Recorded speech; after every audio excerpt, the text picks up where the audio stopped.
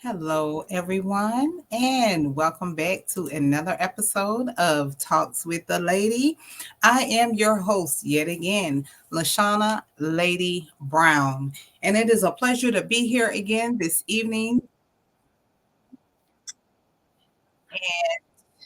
Oh, sorry. So it is a pleasure to be here again. Um, I want to first of all thank everyone for tuning in and playing or partaking in Talks with the Lady. Your support, your likes, your loves, your comments, your shares, they have all played a major role in the success of this talk show and this podcast. Okay, I do also want to give special thanks to the ones that have came on, the guests, the interviewees that have come on. Amen. Amen. Tonight we have two wonderful, significant women. Amen. Hallelujah. They are going to come on and they are going to share with us our topic tonight. We are going to give some input. We ask that you like, share, and comment as well to this live. I do pay attention to it, and I thank you so much for your support. Again, without further ado, I am going to go ahead and add on our guest for this evening. We have Mrs. Renaye. She is one of them. And then we have Steph. She's an MFT, so like a mental health tech. And we're going to go ahead and get started with them tonight. So without further ado, I'm going to go ahead and get you on. Let's go ahead and bring on Mrs. Renaye, Regina Renaye, and Mrs. Steph Jones. All right. Hello, ladies. Hello. Hey, blessings. How are you? I'm all right. How are you? Great. I'm telling y'all, it's been a very, very long day. It has been a very long day, but I have been looking forward to this. I am so excited. As I spoke to you all, and I let you know, this is a baby for me. Mental health is so close to my heart. Not only is it just close to me, it's something that I have experienced as well. And we're going to just talk about it this evening. So without further ado, I'm going to have you, both of you ladies, I'm going to start with you, Miss Regina, by introducing yourself to our audience and letting them know who you are and what it is that you do.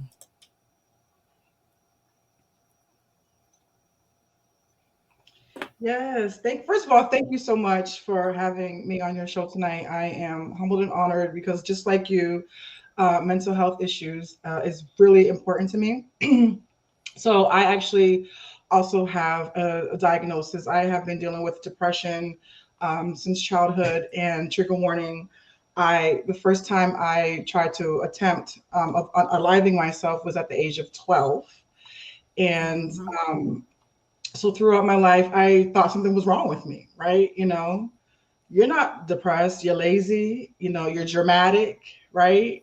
And so I tried to use my accomplishments and my achievements to hide my depression. So straight A student, debate team, math club, stuff like that. Was just something just was not, just still not feeling right. Until I went to college. I went to Emerson College here in Boston, and I Mhm. started seeing a counselor at the counseling center. And Right. that's when I finally learned about what mental health was. And I had a diagnosis of, like, I had no idea. And so that just, there was comfort in knowing that there was a diagnosis, because then I just felt like there's not anything wrong with me, but now I can name it. Because Right. before I could name it.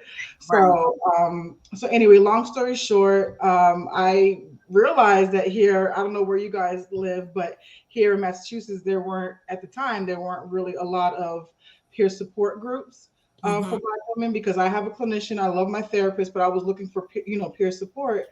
And so I'm looking, couldn't find one. So I said, I'm just going to create one. And so that's why I founded my organization, Mindful and Melanated, and where we specifically provide mental wellness support in a peer-to-peer model for Black women. So Right. that is my story and how I got involved in the mental health industry. Yes. So, for the audience who's out here, the organization that, as Miss Regina was explaining to us, is Mindfully Melanated. This group is a peer support group that she has adopted. I'm very interested in it. Those of you that are interested in any type of peer support, make sure that you reach out to her. Her name is Regina Renaye. If I will actually post a link to my page if you have any questions or concerns, or if you would like to reach out to her as well, we'd be more than happy to assist you with that. All right. Thank you so much, Miss Regina. And now we have Mrs. Steph Jones, the MFT. So, Miss Steph, would you please go ahead and introduce yourself to our audience? Let them know who you are, where you're from, and what it is that you do in the industry, and how mental health you have been affected, or your experience with mental health. Absolutely. Firstly, I am so grateful to be here. The energy's feeling good. Happy to always have these conversations, like in and outside of Mental Health Awareness Month. This is great. Mhm. But like these conversations are beautiful, and I know that you guys have them outside of the month of May. So it's wonderful to be in this space. So so I'm a mindfulness life coach and a marriage and family therapist, right? Mhm. I only became those things because of all the chaos I went through as a child. My parents got divorced when I was 11, going on 12. I've also had suicidal ideations and attempts, depression, anxiety, but all undiagnosed because I'm in the church and we don't talk about those things. You know what I mean? So that's kind of where everything started. I went through I know what it is now, even though I did not have a clinical diagnosis. I knew that I was deeply depressed. Right. I knew that I was deeply anxious. I knew that, and now knowing what I know, I'm like, I can call it. But I really started focusing on psychology, the brain, the mind, wanting to learn why people do certain things, how to kind of clock people, how to read people, you know, patterns, thought patterns, emotions, body language. Mhm. Um, and then um, and then in the pandemic, I got into mindfulness heavily, So when I see mindfully melanated and we're both in Massachusetts, I'm like, what? Like, Yes. I think it's so wonderful because our community needs this help the most. I Right. believe I believe we are the most traumatized. anywhere, just what's been done, the atrocities that have been done to us, and we're the ones shying and running away from it. So I have made it my life's mission to assist, especially those in churches. Whether I'm in the church or not, I'm always telling them that they need the most help because Because right, the we black tend church, to take a lot more. We we, tend to we tend to take a lot more. And I will say that the origins of the black church in America are some of the most traumatized origins. Birth out of right, slavery. Like, what are we talking about? If we go all the way back, we realize that our history, our root is trauma. And so I want to help people be the best versions of themselves. So that's a general synopsis, kind of all over the place, but that's how I got into it. And then currently my brother has some mental health diagnosis. I love him dearly, and so that has even pushed me further into the community and making sure that the message gets out there, that there's no shame or guilt with right. a mental health diagnosis. I mean, Hmm. I stopped saying mental illness. I just, I started saying Mental mental health. issues or mental unwellness, because I think sometimes we call things on ourselves. I don't say I have a diagnosis or I have a sickness. It's not mine. It doesn't belong to me. It's just something I'm passing through. So that's how I move through my life. But I'm currently a school counselor in a high school serving troubled teens in grades 9 through 12, which is a whole Hmm. different ball game. So I see it in every different aspect. But again, very happy to be here and very happy to jump into this conversation. Perfect. Thank you so much. Now, and you were saying that you were a counselor at the high school. Do you see a lot of these cases in high school? How so often? many so many, and here's the reality. I'm in a public school. The public school does not have enough resources to handle all of the mental issues going on in the school. I'm Mm-hmm. just putting it out there very plainly. I am one counselor, and I have about 150 students on my caseload. I don't see all 150 students. That's an impossibility. I would say I see about 80 to 90 of them, and they have to share me. I'm just one person. They have to share me. My office is always full. And these are ELL students coming from Brazil, coming from China, coming from the Congo, coming from all these different places. So they have all these layers of things going on. I want to be honest, it's a clarion call. We need to be paying attention to our youth. We need to be Hmm. focusing on their mental health. That is the key, That because is. they are struggling and they're not equipped with the coping skills. Hmm. We're in a different generation. They're not Right. equipped with the coping skills. Same issues, not equipped with the coping skills. So this is a clarion call to all parents, aunties, mamas, big mama, them, everybody. Focus on the youth and focus on their mental health, because it's not looking good. In all Right. seriousness. Right. Okay, I think bro. yes, it does start from the youth aspect. From when I was growing up, I know that my mental issues began at 16.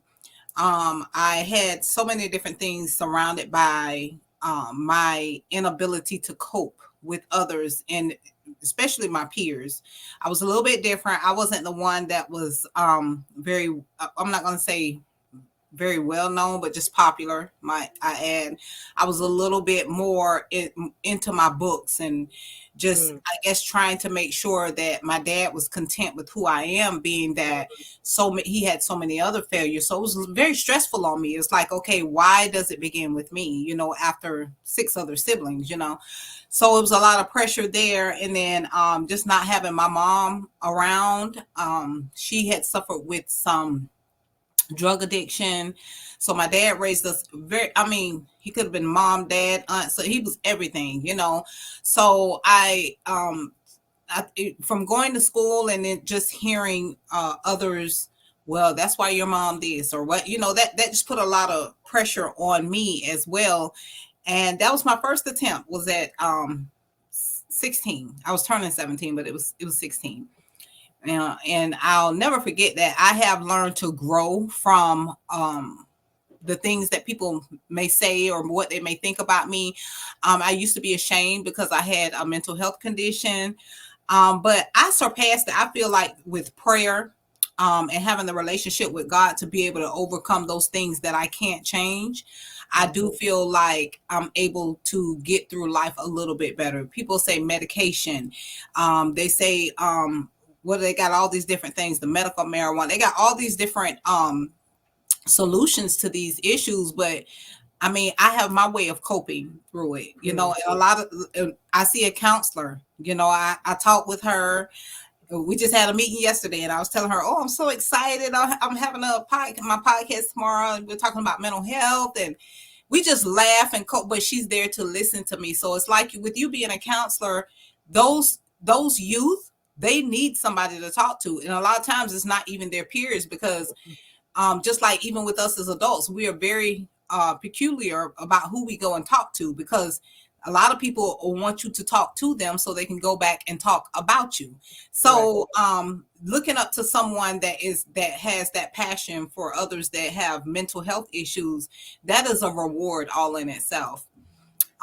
So I have some questions that I have laid out for us, and one of the questions we pretty much already covered. I just kind of felt like this live was going to be one of those ones where I didn't really have to get so much into detail with a lot of these questions, because it just seems like we're all on the same level. And who knows more about mental health than a person that actually goes through it, right?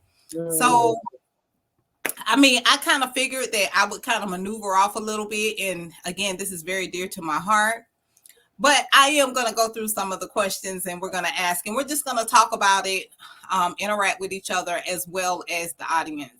If you all in the audience have any questions or concerns, make sure that you reach out to one of these young ladies, even myself, if you have any questions or concerns.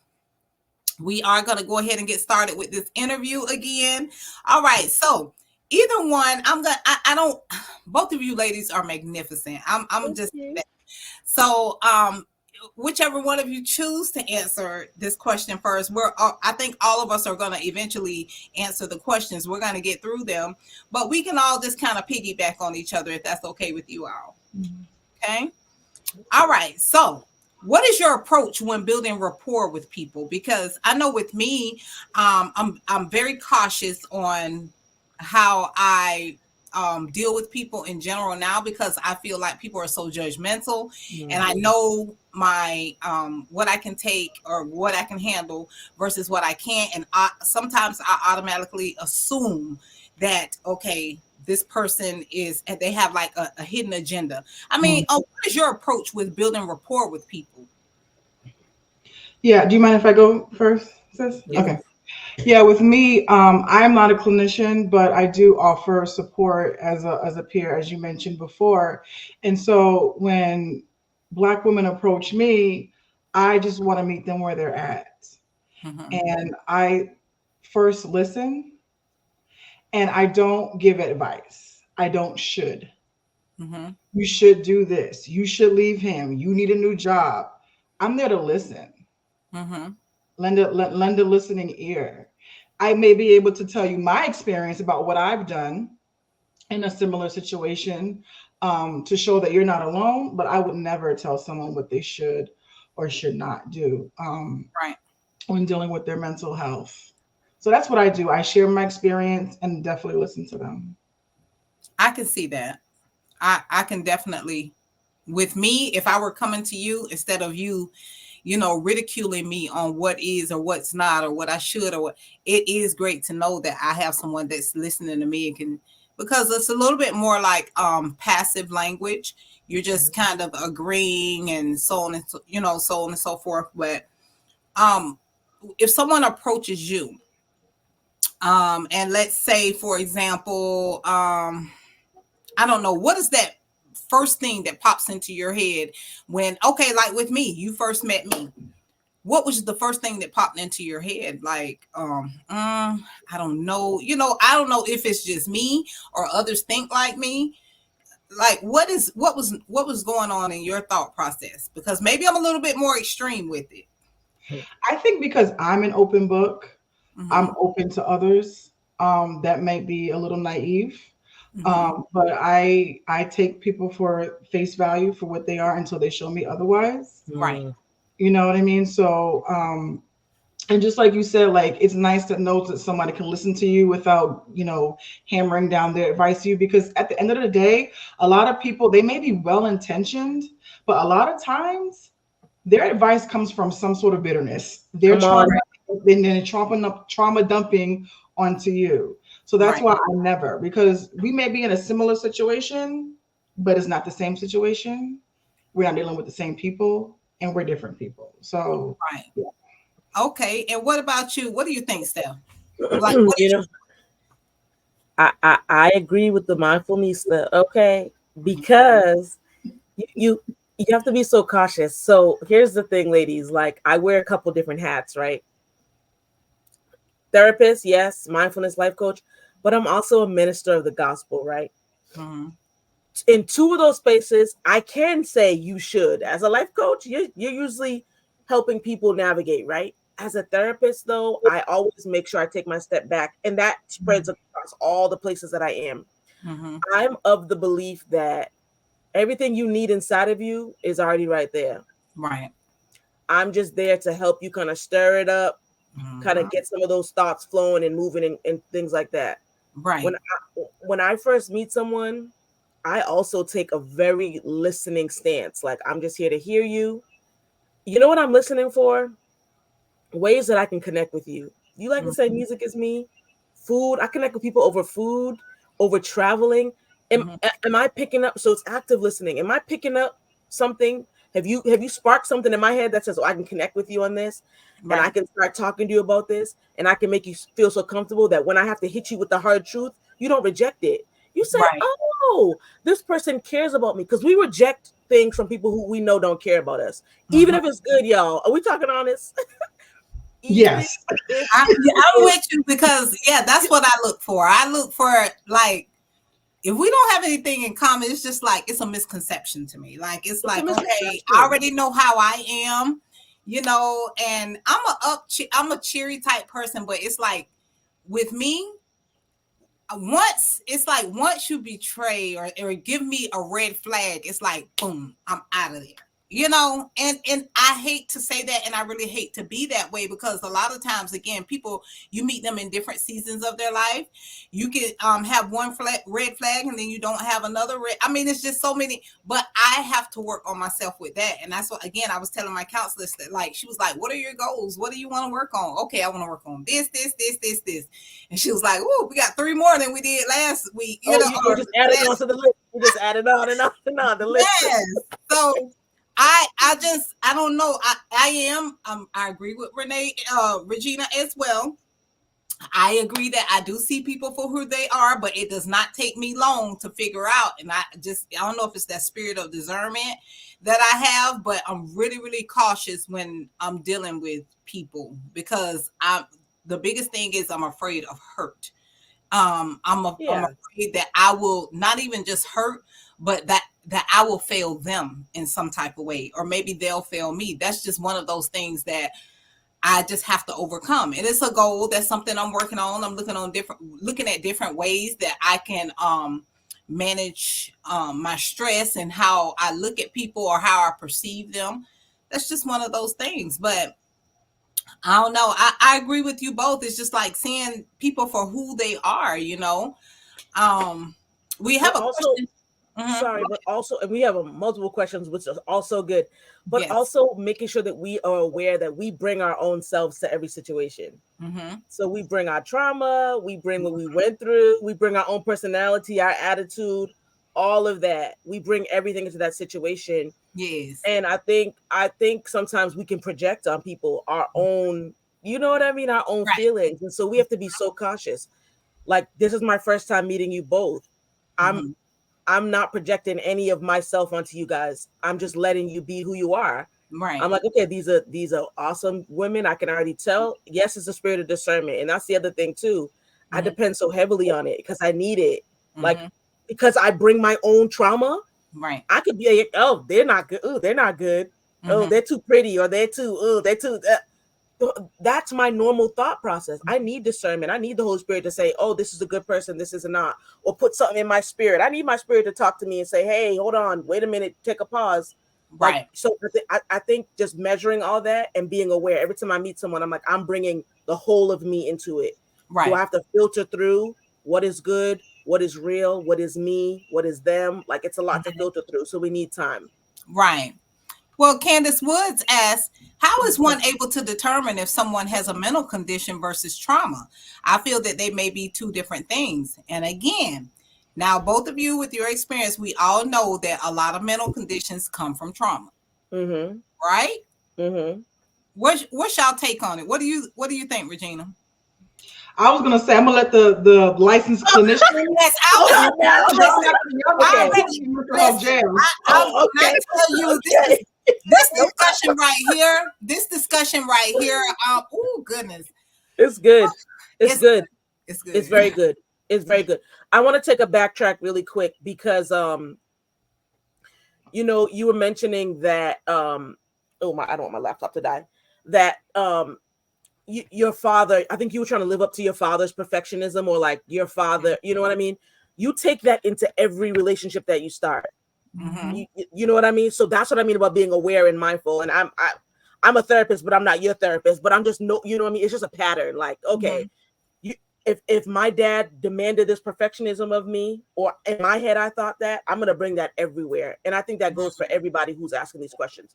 So back to Right. Candace's question. Love you so much, Candace. So sorry, can you put the question back on the screen, please? Yes, ma'am. If you can find it, because there's plenty on it. Okay. So and my other sister Dominique is in the comments. She's also a therapist. So here we go. Yes. You can also jump in. All right. So Candace, trauma is a mental condition, but not every mental condition is trauma, if that makes sense. Mm-hmm. Trauma is a mental condition. They're one and the same. But every mental condition is not caused by trauma. It's just not the reality, So you can determine it by how someone acts, or how they form a relationship, or how they behave in a relationship, right? If we're talking about bipolarism, or if we're talking about PTSD, right? We're talking about two mental conditions. One is more trauma based, one is more chemically imbalanced based. So that's the distinction that needs to be made. That's how I make the distinction. Right. If it's trauma, or if it's a mental condition, but trauma is a mental condition, but every Right. mental condition is not trauma. So I hope that makes sense, Candace. Yes. Perfect. All right. And then we have Dominique Jones. She asks, when do you break the barrier and give the advice and recommendations that challenge the negative thoughts, behaviors, or just things they need to start to change? Hmm. That's a good. Oh, sorry. Go ahead. Go ahead. I just took a breath. I was just taking a breath. Yes. So for me, I think I have a little more flexibility in this area because I'm not a licensed clinician. But I I still don't like to give advice. I like to guide people to, because like sis said, you everything you have is already inside of you, Mm-hmm. right? And so I can challenge a negative thought, but I won't invalidate that person's feelings at the same Mm, time. So I always want to be mindful that I'm not invalidating somebody's experience Mm-hmm. if I challenge them. So like I'll say something like, so if somebody came up to me and said, I'm such a failure, like I'm not making six figures yet, I'm such a failure. Um, I would say, well, who determined that making the figures is a success? Like, Right. how do you determine success? So I mm, would ask them questions like, and I would say, let's check the facts. Okay, you graduated from college. Mm-hmm. Um, you have a good job. Like, I would say things like that. Like, I would tell them things to prove that they are a success. So that's how I would challenge their thoughts. I think I missed the first part of the question about breaking. Uh, when do you break the barrier and give the advice and recommendations that challenge the negative thoughts, behaviors, or just things that they need to start to change? I guess it's more of when you begin to see the negative. It's like you say, the negative. When I began to see the negative out of it, then I start to like, hey, let's look at it this way. yeah. Because even though I have the experience and I have been I get my counseling and so on and so, but I learn a lot. So I'm able to mentor my children, like, okay, well, I learned this, so on and so forth. So I guess that's where you kind of break it, and get based on what I've experienced. That's how I end up breaking barriers, because I know where I was before and I know where I'm going. So I'm able to, impart in my children knowledge, or even someone else, like, oh, I've been there before. And that's why I say, I regarding any and all aspects, I feel like I am the testimony. I feel Mm. like I was chosen for it. I feel like I was chosen to go through as much as I went through. I think that I was chosen to fight a lot of battles. I think I was chosen to experience a lot of heartbreak. I think I Yeah. was chosen for all of these tasks. But look at me now, like I'm okay. I've pretty much went through it. Many people could not walk in these shoes, and when I say that, and I don't say that lightly, I'm talking about, I say that as a badge of honor. It's a Mm. lot of people that cannot or could not walk a day. Even when I wanted to give up on myself, Come on. God wouldn't let me do it. I couldn't even do it. It was just the thought of me doing it, but I had to realize where I've came from and how much I've accomplished, and it's like, okay, well, I can't give up now. I can't stop now. I've got to keep pushing. Yeah. So a lot of that, like I say, I use myself as a testimony, because I know everything that I've went through: depression, stress, bipolarism, what they say, borderline personality. I don't went through all of this stuff. Like, they got all these different diagnoses, but at the same time, it's like, I'm absolutely okay. It's Yeah. just, it's little triggers for me, but Mm. I've even learned to maneuver through a lot of those. I just don't allow things to, if I don't have anything positive, or if I can't, a lot of stuff run through my mind, but it's like, I want to react this way, or I want to say this, or I want to do that. But it's this light bulb that goes off and says, remember how far you've came. Mm-hmm. Remember how you've transitioned from that. Okay. And then I have to stop and think, because a lot of times before I respond, I have to stop and think how I want to respond, or what because I don't want people using that the notion that, oh, because you have a mental illness, that this is how you're going to always react, or this is how. Right. I can control my emotions. I was telling my counselor yesterday, she was like, well, how do you feel? I say, well, it's not me that you have to worry about. You know what I'm saying? They have to worry about how I've overcome it, and they might question, what is the next move, because we don't. I just, this doesn't seem like her. This stuff, because I have, not only have I transitioned from that, but I sought God for it, and I actually forced myself, and I look back from how far I've came to where I am now and where I am going. You Yeah. know, Yeah. so I break that. I have to force myself to do it, and sometimes I get a heartache by doing it. I'm like, It's "Ooh, painful. what?" It's painful. It's very painful. And I mean, I think it takes a lot of stamina, and I think it takes a lot of determination and push to break the barrier on your own. But then if we're talking about being a peer support, or someone dealing with mindfulness, or someone being a therapist or a life coach, Mm-hmm, we have to go back to rapport. Like, you mm-hmm, have to have the rapport with them, but you have to have rapport with yourself. mm-hmm, You have to talk nice to yourself. You have to love yourself. That when I tell myself something, like to challenge a negative thought, that I'm not going to automatically reject it. I mean, what I've learned in this work is mm-hmm. that when you are close to someone, when someone knows that you love them, when someone knows that you're not out to get them, or you're not out to be petty, or catty, or anything like that, or you're not saying little subs, or being passive aggressive, that they know that you're genuine, that Mm-hmm. they're going to hear from you. And so when there's a negative thought that you see, immediately, no matter where you are, you can identify a negative thought immediately. It doesn't mean you have to address it immediately. Right. When you build the rapport, when you are able to laugh and kiki and chuckle, you just come in with like a right hook, and you just knock someone right out, because they don't expect it. I like for people not to expect it. That Right. you just feel the uppercut of change, and you're like, oh, I didn't even recognize it. I didn't even notice it, Mm-hmm. because you feel so comfortable with someone. But if Right. I'm in a session with you, I'm like, yes, we're just together, and this is someone who cares about me. And then I say, so what about, and you're like, oh, wait a minute. but Mm. you don't reject it because you feel the love. Love has to Right. come before it. Right. And concern and care Mhm. has to come before it. So that when I'm telling you and I'm challenging a negative thought, or you're challenging a negative thought of mine, or you're inviting me to change, because you Mhm. have to invite people to change, and then Right. they have to accept the invitation. It's like a party. If I can Mhm. invite you to change and then you accept it, most people reject it Right. because it's coming from someone who doesn't care about them, or Right. someone who's beat them down. But if Right. I love you both and I'm like, you know what? You said you wanted to do this.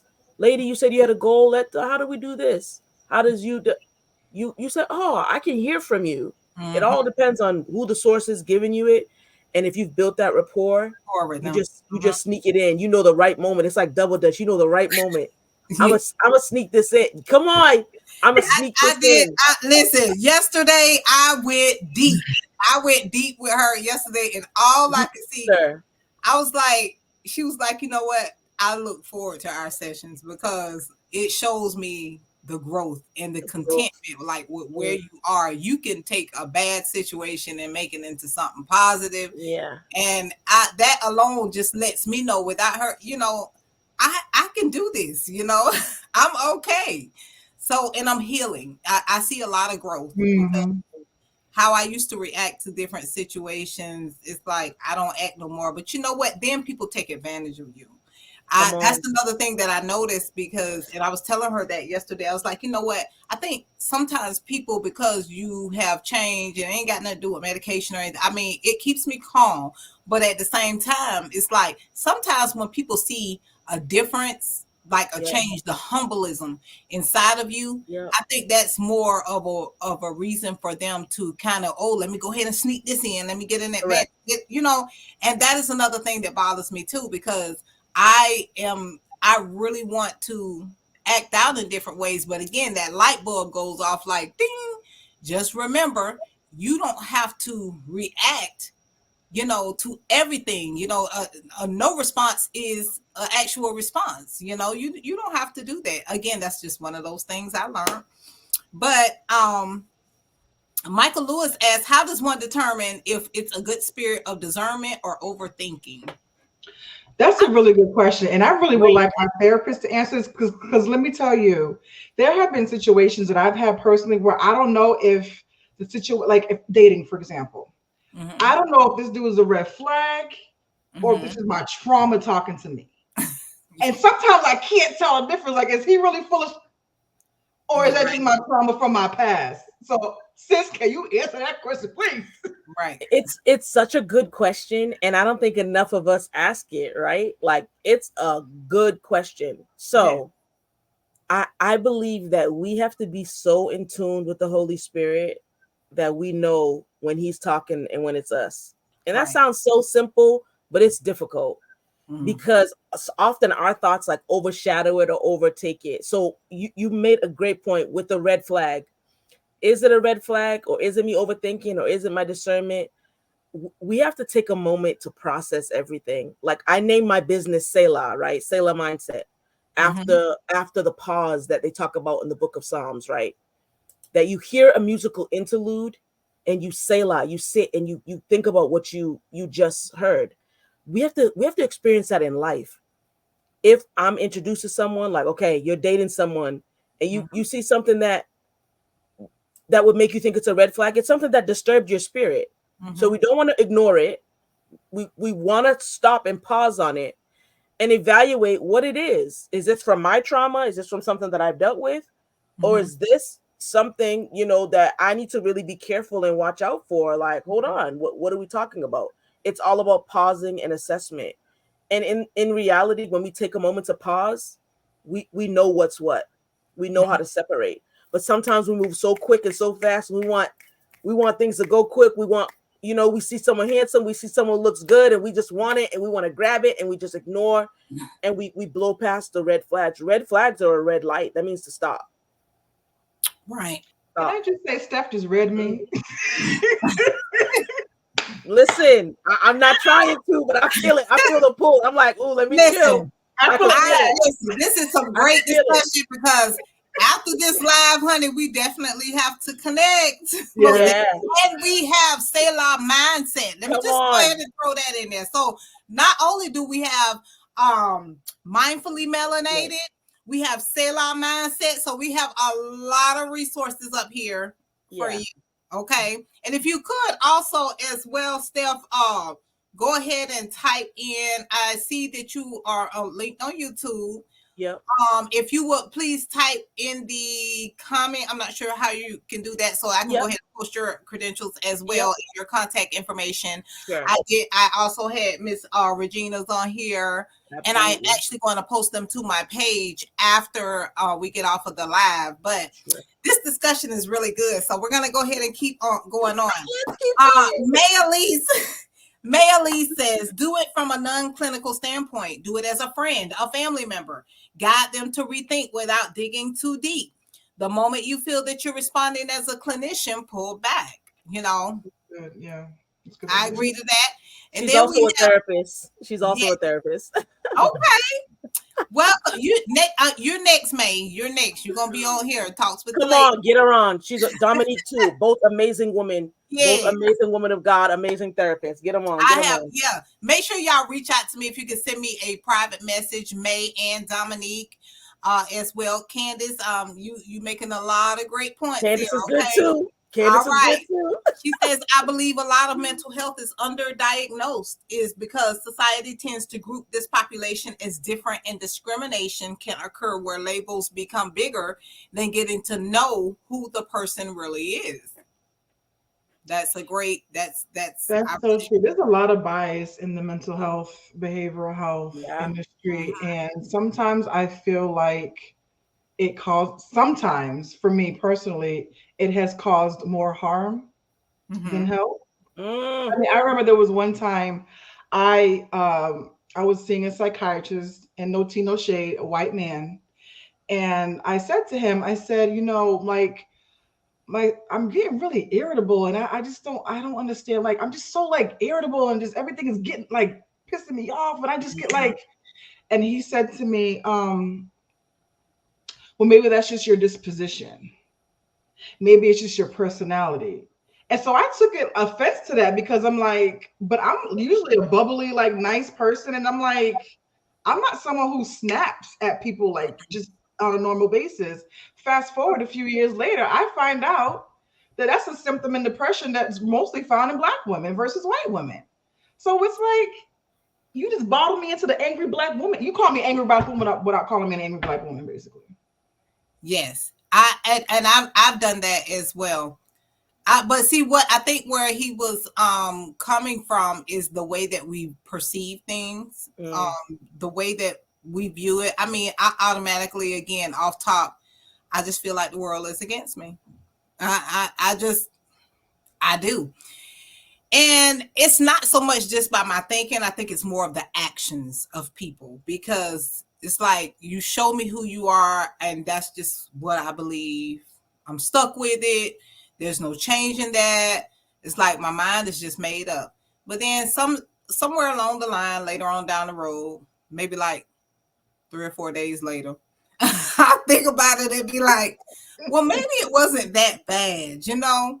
So again, I don't know. Maybe it's just the way that we perceive things, the way that, but I would have taken that as an insult. But your response is different from what my response would have been without treatment. Does that make sense? So thank God for growth. Michael Lewis asks, what suggestions do you have to support a loved one who is experiencing mental issues? Firstly, I would say, don't try to be their therapist. Don't try to be their counselor. You can have a desire, you know what I mean? Don't try to be their life coach. Don't try to be their peer support, because if you are not qualified, if you don't have what it takes, you will be destroyed. No, Danny, I'm not I'm not her therapist. No. I'm not her therapist. She might be my new one too. Listen, I like my therapist, but there's nothing wrong with having two. That's right. Come on through. Hey. But back to that question. um really try not to take on too much of it, right? Because if we're not equipped with the right tools, if we're not equipped emotionally or mentally to deal with our family members' issues, we can usually say, oh, you know what, I'm just going to listen, I'm just going to hear. We end up traumatized because we're not equipped. Those who have been trained, those who speak to people who have gone through it and know this is what I need to do my self-care to make sure I'm not carrying this. For the average person, if you don't have that, love you so much, Jermaine. If you don't have that, then it's like you are going to traumatize yourself and you both will end up having mental issues. And that's the reality. So really, really just talk to them and see what's going on, but don't try to play therapist. This is not something you play with. Don't try to play peer support. Don't try to play life coach. Like you don't want to play around with that. Like this is not something you just kind of jump into like, oh, I'm going to help out, because you hear so much and it takes a toll on your entire body. So really try to get them to professionals, try to encourage them to seek a professional. And usually some people are scared of going to a therapist. It has a bad stigma, right? We're talking about breaking the stigma. So encourage them to go to someone who could be their peer support. That sounds, it's not a therapist, but it's someone who's going to help them.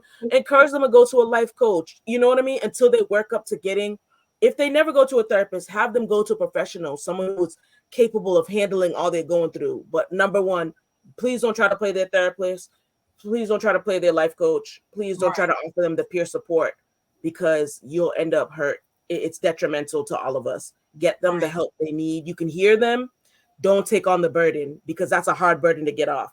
Because then every time they see you, they're going to be unloading until you're going to want to block them. You're not going to want to be around them. And then now you created a bigger problem, because now it's going to ruin the relationship. It'll destroy it. Right. And I just want to say a couple. Sorry, go ahead. No, go ahead, sweetheart. Go ahead. Yeah, I just want to say a couple of things. One, if you decide to help this person and you can't for whatever reason, do not feel guilty. Come on. That's so good. Just like Steph said, if you're not a professional, do not feel guilty. And also, if you try to be proactive and approach this person about getting some help, if they shut you out, don't get offended. Because sometimes people ain't ready. Right. Sometimes people aren't ready. Like I know for me, one of my depression symptoms is isolation. I will keep my phone on D&D for 30 days straight. No, I'm asking. If there's any of my friends in there, tell her I'm so serious. And they'll send like a text or a Facebook message just to say, hey, we know what's up. Just let you know we're still here when you're ready. Just give them the space they need if they need it, and don't feel guilty if you cannot help them, because it's not your fight. Right. That's so good. Mark says we need more men speaking up about mental health. This is a great one. Growing up, I was always taught to be tough. Don't cry. I can't teach my son that mess. It's okay to cry and have feelings. Yes, most definitely. I think that with mental health, they think, everyone, even myself, I've grown up with the notion that, I used to hear my father say to my son, I've never heard him say, don't cry, but he would always tell my brother, hold your head up, stand up like a man, look at a man, another man in the eye, in the face, when you're talking to him. Stop all of that, complaining. But I mean, crying, I think that was just something, like I've never seen my dad cry. That's something that I think my brother and I did, because we were the last siblings, because of the situation with our mom, but we never cried in front of our dad. And I don't know if it was just because that's what we expected. Like, okay, we can't do that in front of him because he's trying to train our mind to be stronger. I think that was more what it was, but it wasn't like we got punished for crying. Like he would say, his favorite words, everything gonna be all right. Everything gonna be all right. That's just what, but he was a man of wisdom. My dad, he sat in the room, and I could have sworn myself, we never seen it, but I could have swore I've heard him shed some tears sometime, but I never said anything. But I think it's absolutely okay. I think crying, it cleanses the soul. I have to do it sometimes, and then I get back up, and I have to, if not every day, every other day. And it's not that depressed at the moment, I just go to thinking about things that have happened. Like my dad, that's a sensitive spot to me. Even my mother, she has passed on as well. And that's another sensitive spot. I lost my sister 3 weeks before my dad. That's another sensitive spot. So it's like right now I feel like I'm in this world alone, with the exception of my children. But because my children know my condition and the things that I've went through and how I maneuver through life, they constantly reach out. They constantly give me advice. They constantly show acts of service and genuine concern, like, oh mom, I love you so, oh, let's go do this, let's go to Starbucks, or just little stuff like that. I think they do that because they know and they don't want me to get in that mode. uh, I've wiped my children's tears and my children have wiped my tears. I've never been ashamed to cry in front of I just try not to make myself seem like I'm sad. So when my children ask me why am I crying, I was like, these are happy tears, So, but it's okay to cry. There's absolutely nothing wrong with that. So yes, you are right. We're gonna move on. Let's see. May Elise says, just because you can do it, it doesn't mean you have to. Reach who you can, then let someone else do the work for others. That is so correct. I'm so happy you worked on this area so you can blossom. It's a true blessing as now you're able to give someone your best. Yes, that is so true. And I'm ready for it. Okay.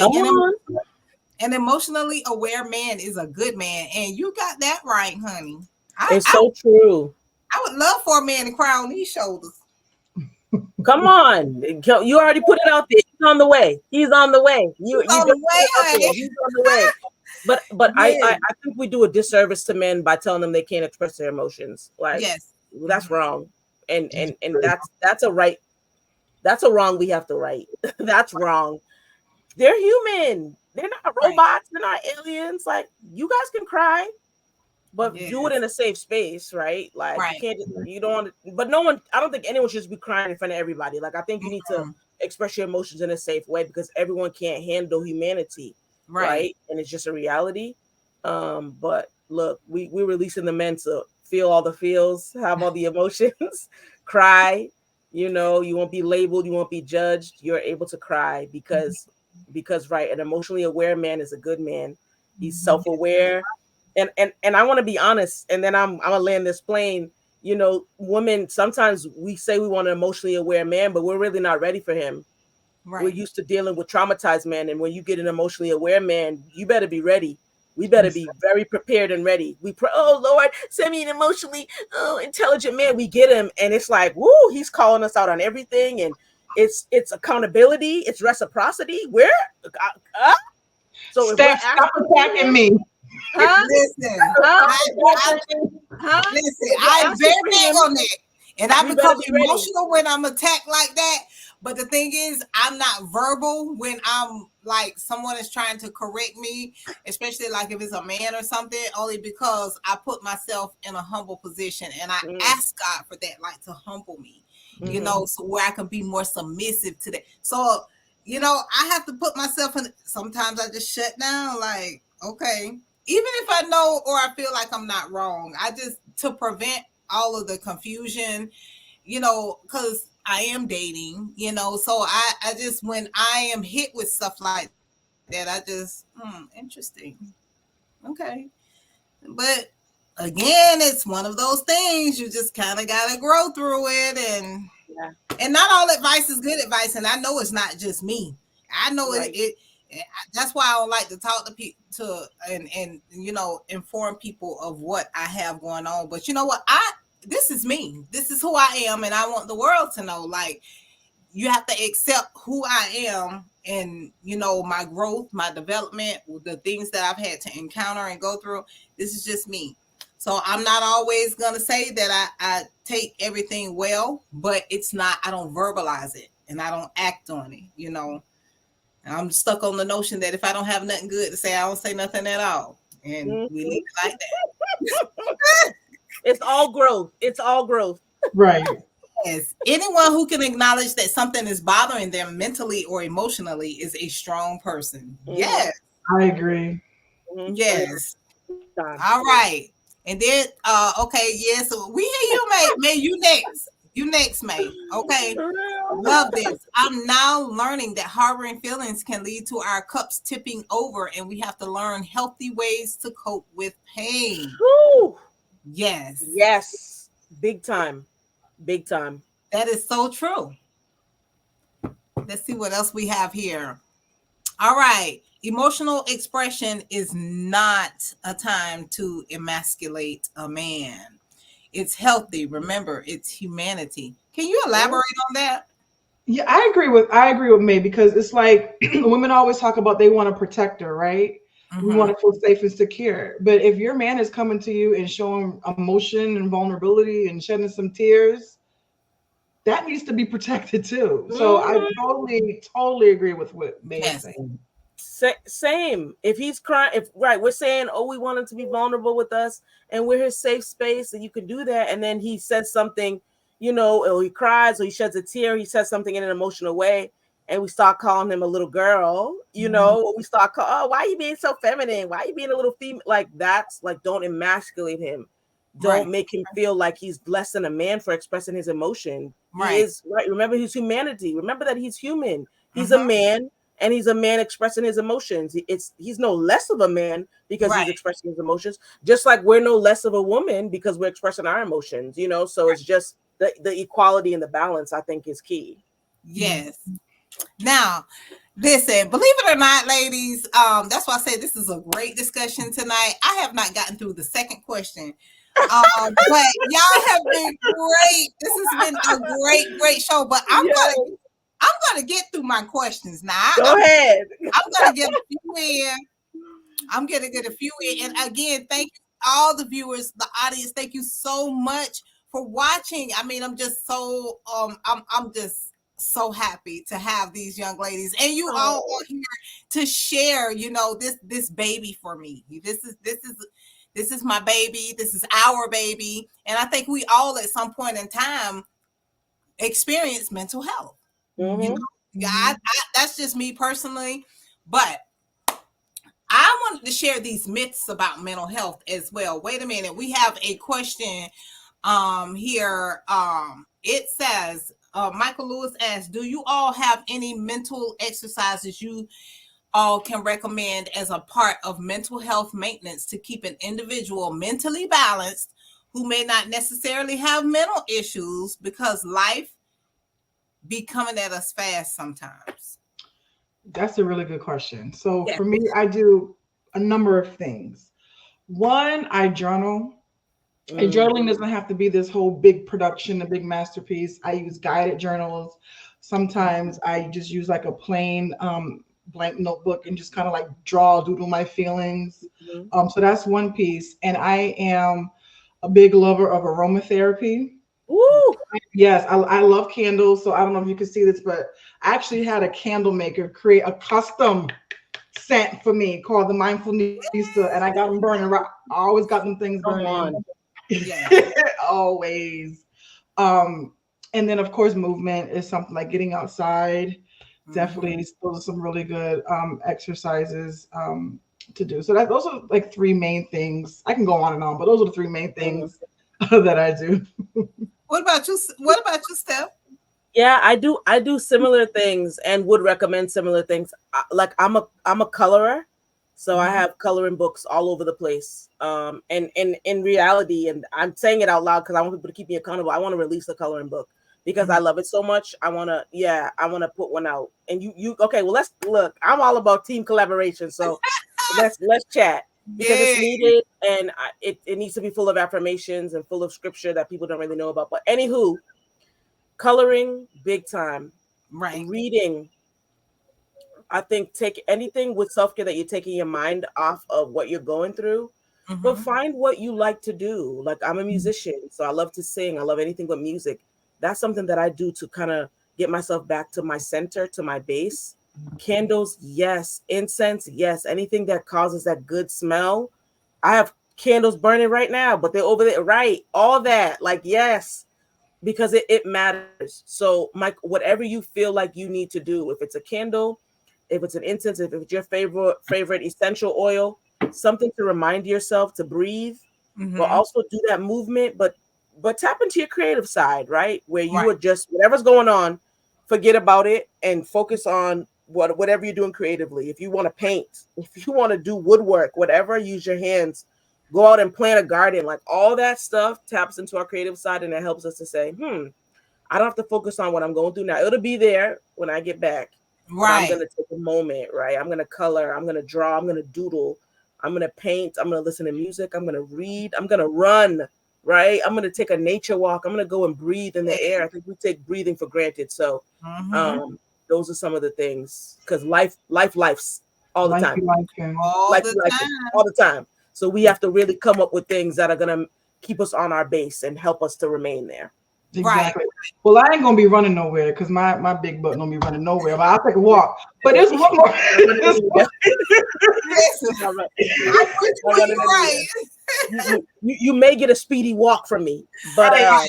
mm, Run a little bit, but I get halfway around that track, I'll be like, "Woo, it's time yeah, to finish walking." But it is great, a great stress reliever, though. Yeah, I run yeah. my We have to mouth. know our gifts. Yeah, we have to know our Right. gifts. We have to know, And Chris Henson, who was on here before, he ran a marathon, and so he's a runner. That's his thing, though. And Mhm, make sure you know what's good for you. Mm-hmm. mhm, Because if you try to mhm. run and you're not supposed to be running, or if running is not your thing, then you'll be more frustrated. If you try to color and that's not something that's agreeing with you, if you try to journal and it's not agreeing with you, Mm-hmm. you will have more anxiety and more frustration than when you first began. So make sure you know what's tailored to you. Try Right. out a couple things, right? Figure out a couple things and what works for you, and Mm-hmm. then stick with that. Don't try to do what we do because that works for us. You could try it out, but find what works for you. It's a formula tailored to you, To and you. that'll be perfect. I love that you said that because I know there was one point in my life where I'm like, well, I'm going to meditate every day. And I'm sitting there like, and then I'm thinking about this and I'm thinking about, like, I can't meditate. But like, obviously, meditation was not for me. Yes, All I need- I did the meditation. What I did was I sat on my floor, I moved everything. I got one of my candles, I got my Bible. I lit my candles, and I'm just like, I think this is what you're supposed to do. But it just it gave me a little bit more. I'm just sitting up there like, More anxiety. Right. and so I tried it one time. I haven't tried it again. I mean, but it was relaxing though. It's just I'm able to block things out, when I do that. But And I don't. sometimes people need guided meditation. Like I love to Yeah, meditate, right, right? I can just go in and focus. Some people need guided meditation. For those who struggle with meditation, would love to help and assist. Sometimes you just need to be guided. Sometimes you need to just know how to kind of work through there. right, Sometimes we say, I'm not going to think about a certain thing. It's our thoughts. right. You're right. Mm-hmm. I agree. I'm just. Oh, I just want to say I love the conversation. Oh, let me see here. I just want to say I love the conversations with talks with the lady, but this one is by far the best. Thank you Oh, for being such. Thank you. I try to be. I like to cover all topics and making sure that I'm not leaving anything out. And I'm not sure for those of you that are out there, I do try to make sure that I'm covering topics that we are all or issues that we're all facing in today's societies, mhm. things that people don't like to talk about. Mental health, it's not just because it's mental health month. It's like Black History. We're giving 1 month a year. Mental health is all year. So this is I just decided to go ahead and bring it to the forefront because of it being Mental Health Awareness Month. But this is something that we all need to talk about. This is something that we all experience. It might not be something that you're diagnosed with, but sometimes the load is heavy. Sometimes you are stressful. Sometimes you don't know if you can make it from day to day. That is a sign of depression. Mhm. So mental health applies to all of us, not just those of us that are diagnosed. And again, there's no shame. I used to be ashamed because of my Mhm. diagnosis, because Mhm. um, I was just like, oh, I'm crazy. No, it ain't got nothing to do with that. It's got, like we say, a lot of trauma. As Regina was talking about earlier, the stimuli, how we respond to stimuli, and especially it could be environmental factors, the chemical imbalance. It could be due to so many different things. And a lot of us just have regular everyday life that we're just living, and we wonder how we're going to make it from day to day. And then we have the issue of living paycheck to paycheck, or wondering if, okay, our children are okay. These are things you worry about. So it does take you in a mode of depression, and that itself is a mental health condition. So I have so many things that I want to share on this, but I do have another mental health panel next week that is coming up, and I would definitely like to carry on because I do have 3 other shows to finish out this month, and we're definitely going to be addressing that. So yes, I am more than honored to be able to present this to you tonight alongside Regina and Steph as well. It's an honor, and then I get to meet new people. Oh, by the way, Mindfully Melanated has a conference that is going on. It is next month. What date is it? It's actually in October. It's October 12th, and it's in person, and it's going to be in the greater Boston area. And the conference is called Strong Black Women Redefined. And it's an all-day conference where we bring politicians, providers, and persons with lived experience to talk about how do we dismantle the cultural trope of the strong Black women and deal with our mental health issues in a healthy, positive way. So if you guys are going to be in the Boston area in October, please come out. I'll put the link in the comments. Yes, I will also post the link to the conference as well, just in case any of you are go. I know there's a lot of travelers that I know, and I know a lot of people that are retired that don't have anything to do, Okay. and love to go out. So I definitely will post that as well after the live. I just wanted to really there's so much talks with Lex says meditation is a shift of focus that quiets the mind. Zone in on a sound such as white noise, the sound of rain, the AC, etc. I do water sometimes. Yeah. Or if I go to a beach or something, that calms us, Dana Marie says the shame also starts with home. We've been conditioned what happens at home stays at home, and something is wrong if you struggle with mental issues. I do believe that to be it does start from home, just like it starts from our youth. As So true. Steph was explaining earlier. Dana Marie, thank you for thinking of me. Yes, most definitely. Thank you for joining us, Kay. And then we have our Mindfully Melanated. Again, this is the website as well, where you can go on there, and she will. I think this is the website for the conference. Mm-hmm. I remember seeing that one. Mm-hmm. Okay. And it's the same one as well. So, without further ado, you all listen. I did want to also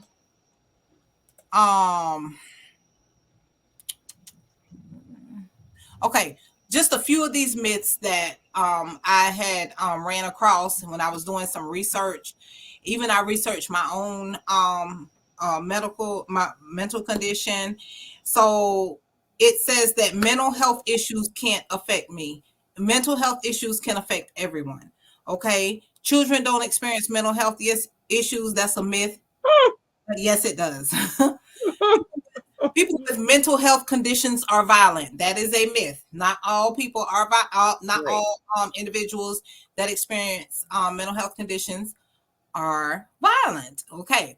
Another myth is people with mental health needs, even those who are managing their mental health conditions, cannot tolerate the stress of holding down a job. That is, well, let me tell you now, I that is a myth, but I have my own little tolerance level, and I've learned to just kind of grow past a lot of stuff. But I have had that issue one point in time, because when I get stressed out, or if I feel like it's too much pressure, or I feel like, okay, the weight is on me, or, people know what they do and they just trying to like provoke me to do, like I have been at a point where I just said, okay, I just can't deal with this. And I walked away. But again, I've had to grow past a lot of that in order to be where I am today, where I'm like, okay, breathe, just don't, because this time of days, I ain't letting nothing affect me and my money. I ain't letting nothing. You can't. But can I say that that's everybody?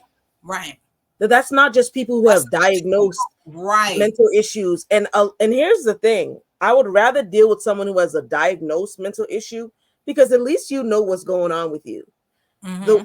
The dangerous thing is someone who we know has a mental issue. We can see how they're operating. Come on Right. now, how they're showing up at work, at church, in their Mm-hmm. home, with their family, husband, wife, kids, friends, social Right. circle.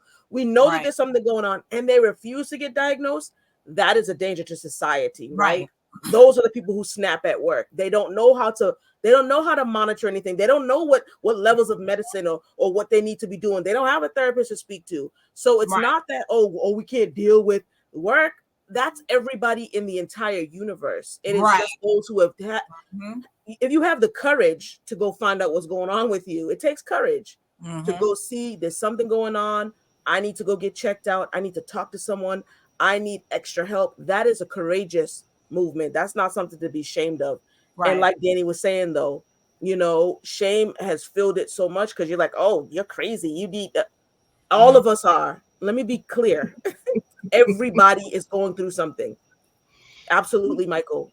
Yes, for sure. For sure. Without a doubt.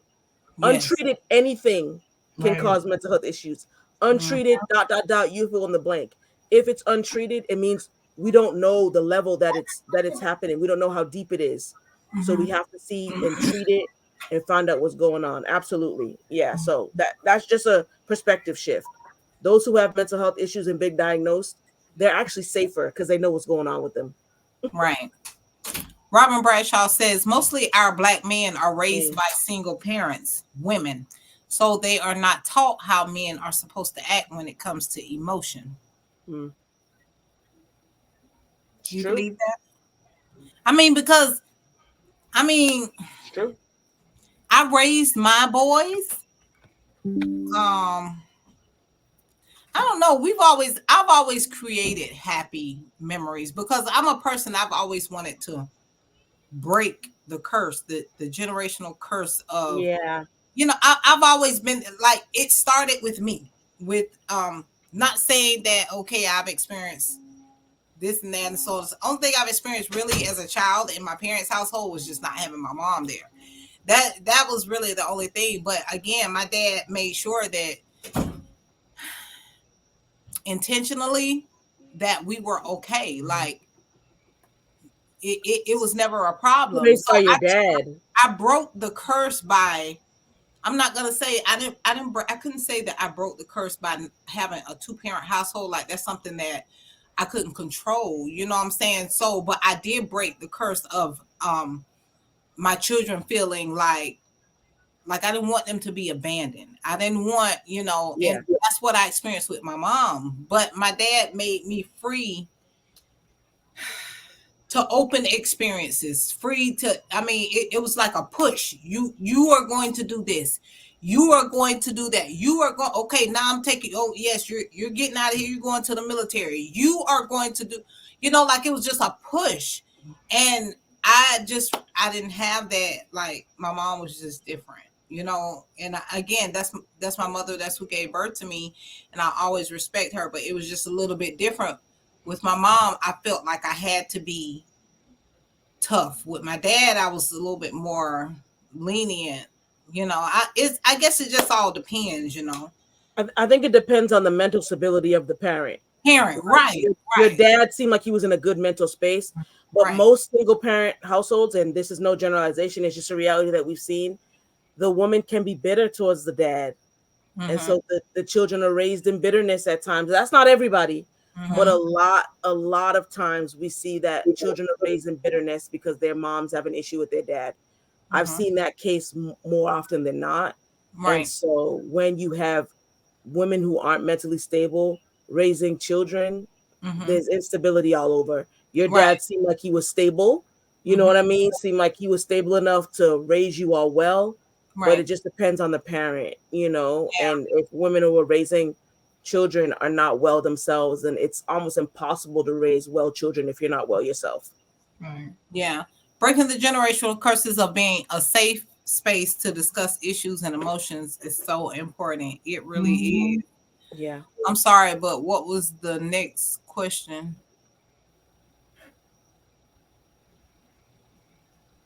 We had another question. We Hold still on. got it. Let me get into. Okay. Haven't Let's even talk. gone to the ones on the list. Okay. So, okay. Mental health issues are a result of personality weakness or character flaws, and people can snap out of it if they try hard enough. That's another myth. Mm-hmm. Oh boy. And I'm people really think like this. This is what's sad. People Facts. really think like this. In Yeah. 2024, they still In thinking the like good year of 2024. Yeah, I know, right? This is what they're saying. Okay, another myth. Scary. There is no hope for people with mental issues.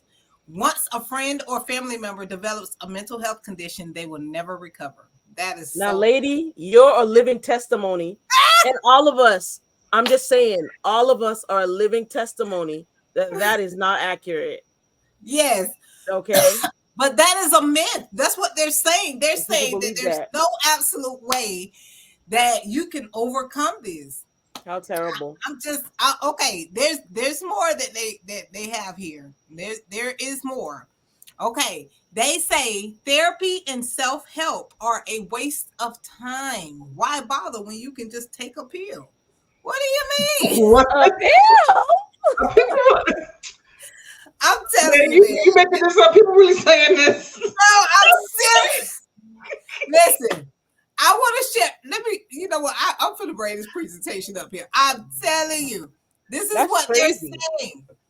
These are the myths that they have. I went and I researched this. Every one of my podcast shows, I make sure that I do my research. Right. And I could not believe these were just the ones that I picked out that I thought were hilarious. I'm like, really? Right. So another myth, I can't do anything for a person with a mental health issue. And I'm like you can't bring them any water. I mean, I got real petty with it, you know? So, and the last one that I just picked out, and again, there was so many of them, but another myth was it is impossible to prevent a mental health condition. Nope. Those were the ones that came up. And Wow. it's like we're laughing at it because it's so ridiculous. Like, People really? think like this. I've People never really heard think of that. like this. Now, let me ask you, ladies, this: what do you think about triggers? Do you? I have triggers. There's things that trigger me. Um, again, I do try to control, but I know, like, I can identify my triggers now. You know, I think that's key. yes, I have learned to identify them. Mhm. So I feel like when a person begins to antagonize me, or when they're begin to speak the worst of me. Now I can take constructive criticism, but some criticism is just, so what I've learned to do again is just, oh, that's interesting. Mhm. You know, because I'm learning that no feedback or no response now is a response. Okay, Mhm. that's what you think. That's perfectly fine by me. I'm not responsible for your thoughts. I'm not responsible for your feelings. You know, I'm just learning. It's so many different, like, I have a great therapist. She gives me so many different strategies, techniques. Oh, try this. Or instead of thinking that way, did you think of it from this way or from? Mm. So a lot of times when I'm talking to people, I'm just, and it's Listen. not that I'm not actively listening. It's just that I'm trying to find a way other than my initial response or a way that I would have reacted. I'm trying to come in a positive approach, you know, because in my mind, I'm thinking, well, if I say this, this could happen. But if I Mhm. take this direction, and then again, that's just a part of my thought, the way that I think about it, you know. So, Michael Lewis, being able to recover from your thoughts is a forever developing skill. It sure is. Yeah. I agree because it's like you can have all the coping skills in the world, but sometimes it Right. could be that one trigger, that one thought, that one Set you off. interaction, all that set you off, and all that learning you done did and Gone. Out the window. Yes, and I sit back sometimes and I'm like, nah, I didn't have to go that far. And it goes from, well, they shouldn't have said this or did that to, okay, did it have to get that far? And then it goes to, I need to apologize for that. You know, like it's a step, Mhm. it's like a whole process. But I think I'm right now at, I don't have to respond that way, or I shouldn't respond that way, jumping to apologize. Because I find myself now apologizing more than I feel like I need to. And really it's not for the other person, it's for me. Does that Yeah. make sense? It's, I don't like, at the end of the day, people, I feel like, and I say people because these are the most interactions I interact with individuals, and this seems to be a trigger for me, which is why sometimes I shut myself down. But I say that because I feel like most people, and not, this ain't got nothing to do with people that are older, younger, who have may be suffering from mental health. I don't care who it is. I just feel like a lot of time people know their intentions. If you know your intentions, but why provoke me if they're bad intentions? If you have great intentions, you automatically, like we just said, when we met each other, we talked. We're vibing. We're good. This is a safe space for me. You Right. know, but anything that is like out to destroy, or try to people that try to antagonize me, and some, like, that's not a good energy for me, and I immediately shut down now. So That's a reality. I think we all struggle with our triggers, right? And I think Mhm. when we have good boundaries, when we put our boundaries in place, that helps us to, kind of navigate those triggers. And what Danny is asking, I think it's always good to know when to speak about your triggers, and know right when you first meet someone, like, this will set me off, that will set me off, Right. because people really aren't responsible for our triggers. We are. Right. We're responsible for how we respond to them, and that's just a reality. You When is both it don't know. No, I'm saying you both don't know me. You don't know what my triggers are. right? So it's up to me to say, okay, that might be triggering me. Maybe I can mention it, and it's how I mention it, it's how I say it. Or maybe I can just say, oh, you know what? I don't need to respond to that. Right. We can have a trigger and not let it trigger us. Right. It's Exactly. it's a And choice. it's just, as far as like when to be vocal about it, like I think it's like comfort level. Um and what you're open to share with folks. Like for me, because I'm a mental health advocate, like I don't mind telling my business to anybody, because this is like what I Hmm. do for, Yeah. not for a living, but this is what I do as my passion project or whatever. And then like even like in my friend circle, sometimes people, they like to go out for drinks and this and that, or they have dinner parties or whatever. I had a group of friends. It was four of us, and we would always plan monthly dinners. We would rotate whoever goes to whoever's house. That we just whatever. And they like to bring wine and stuff like that. So I told them, I said, listen, I'm a recovering alcoholic. This is an alcohol-free house. So Right. I mean, if y'all want to have this at my house, you cannot bring any alcohol. And that's a trigger for me. Mhm. And it took a lot out of me to even say that, because a lot of people don't know about, as much as I talk about my Mm, depression, I rarely talk about my past issues with wow. alcohol. Anyway, long story short, they had no problem with it. And actually, one of them actually brought me sparkling apple cider. I just thought it was the Mhm. cutest thing. So it's like it's the comfort level, I feel like. And like Steph was saying, you got to know if that's space is safe. You got to kind of use your discernment in that realm. When is it okay to be vocal about said triggers? Exaggerated example, overcharging about triggers on a first date.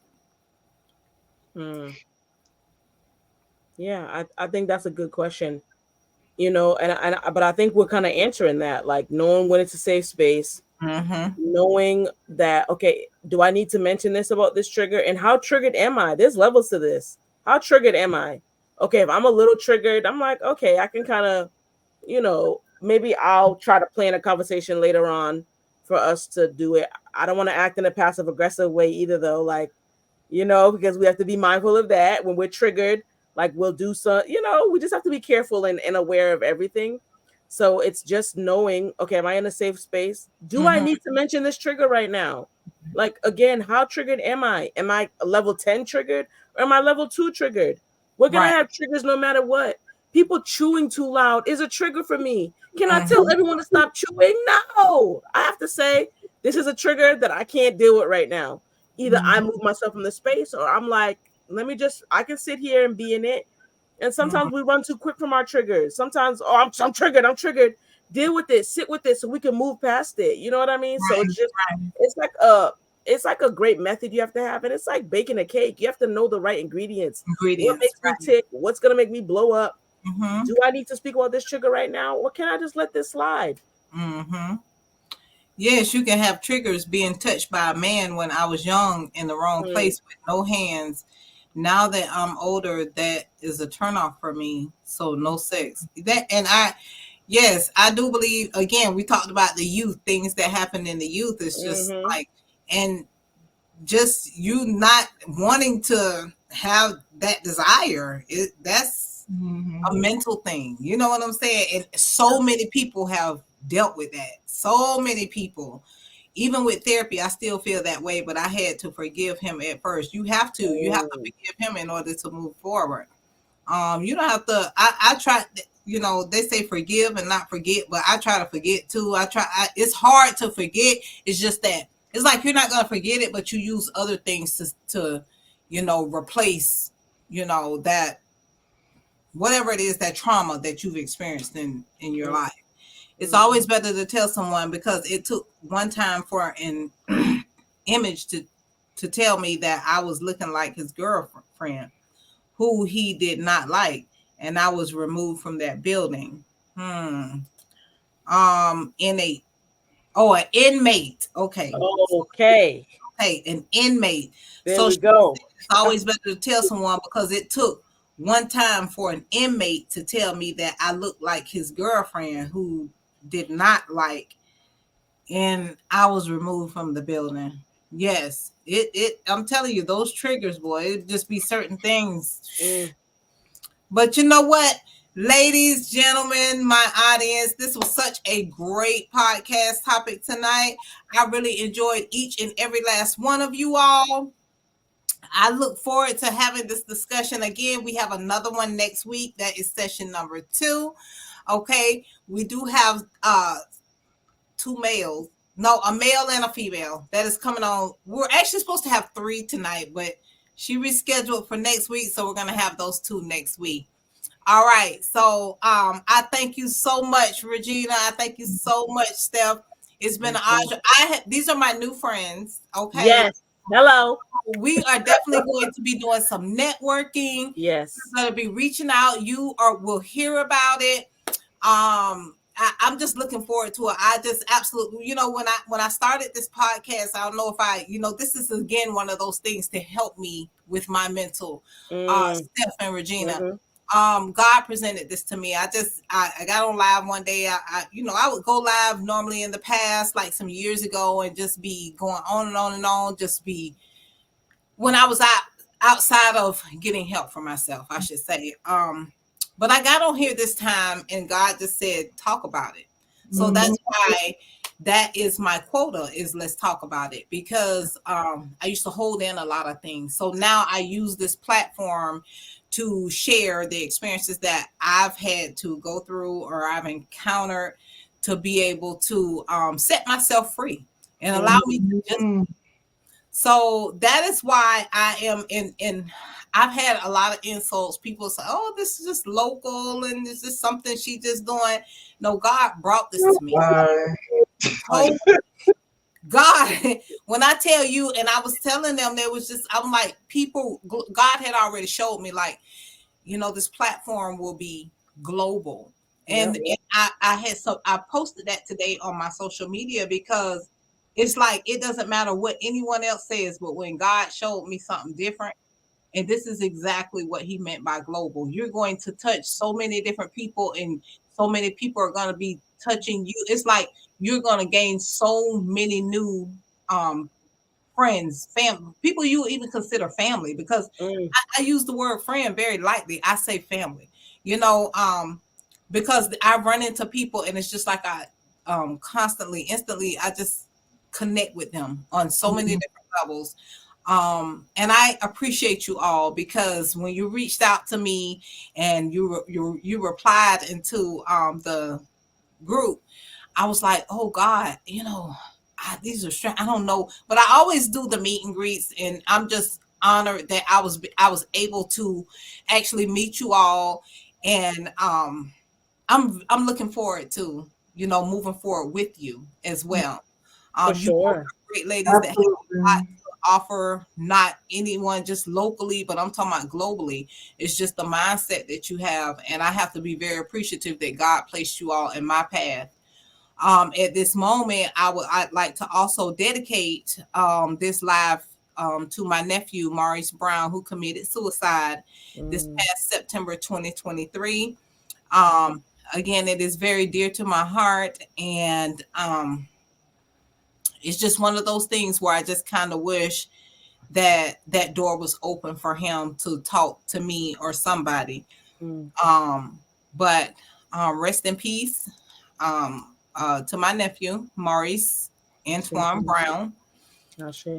But I thank you all for coming on here and connecting with me as well. If again, if any of you have any questions or concerns, or if you want to reach out and talk to anybody, we have Miss Regina Renaye that's here with Mindfully Melanated, and we have Mrs. Steph Jones here. Yours is, let me go back here. I got it here in my thing. You good. Okay, Steph Jones. She is Selah Mindset, because I have it Yeah. in my notes here. Selah Mindset. Okay, I will post their social media information.